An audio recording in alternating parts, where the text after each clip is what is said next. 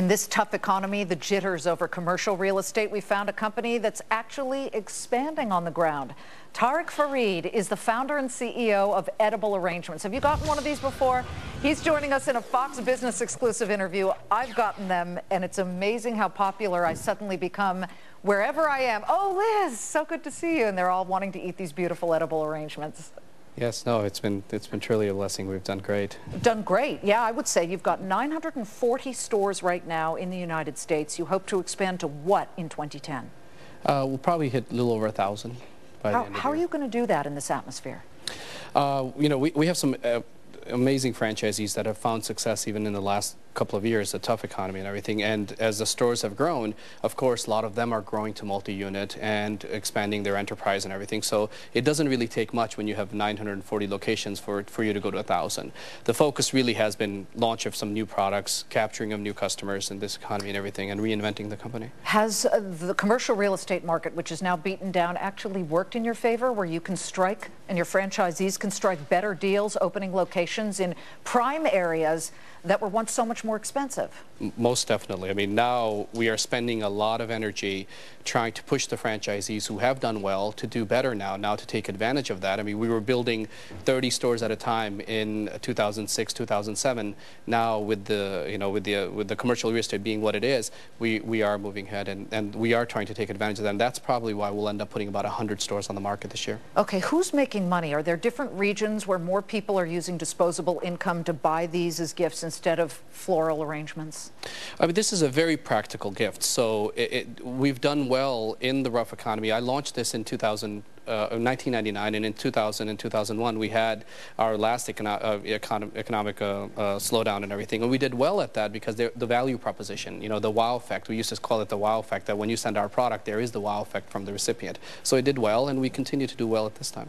Tell me about your franchisees and what they have to put up front to open one of these edible arrangements businesses. The investment range was about 200 to 300,000, depending on where you open the location.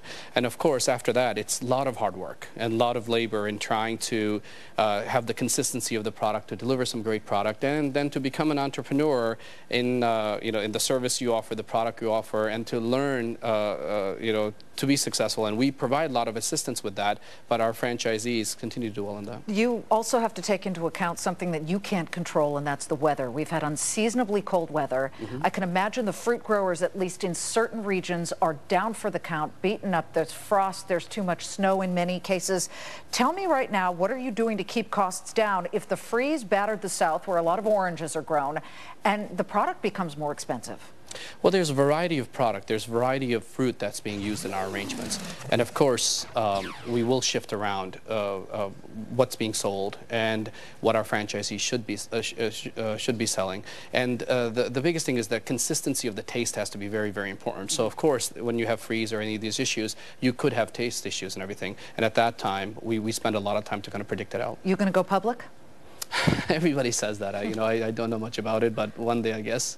Have you been approached? Yes, very much so. And you just would rather stay independent right now and control what you have created? Of course. You know, it's a franchise. You grow so much more quickly if you go public. I'm sure you've heard that before. Maybe. You know, I think we have, it's not a single company owning 900 stores. It's 900 owners or 800 owners owning 900 stores.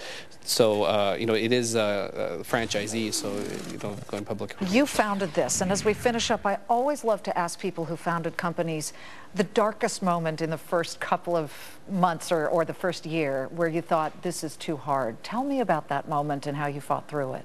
I think in the beginning, the issues were the similar issues that we have now, which was financing. So as you're trying to grow and you take your business plans, you go to a bank and you're talking to them about growing this to where you could take it, and they're looking at fruit in baskets and they're like, oh, we don't know if this is going to make it.